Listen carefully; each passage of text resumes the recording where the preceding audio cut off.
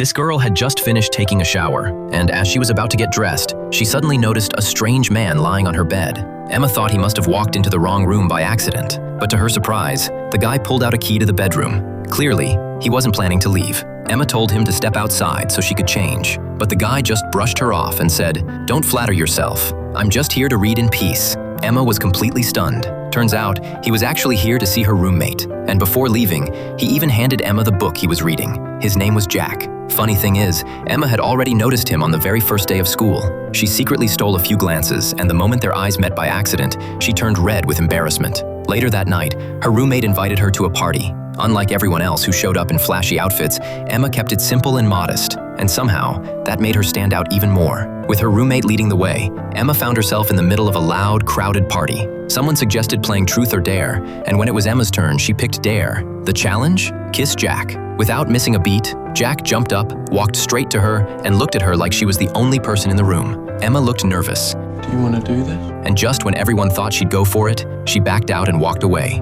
What she didn't know was her roommate secretly recorded the whole thing. Watching her leave, Jack looked like he couldn't quite believe what just happened. Emma ducked into a room filled with books and started flipping through a novel. But then, Jack showed up behind her, leaned in close and whispered, "You still owe me a dare." He looked at her with those eyes again, and this time, she couldn't look away.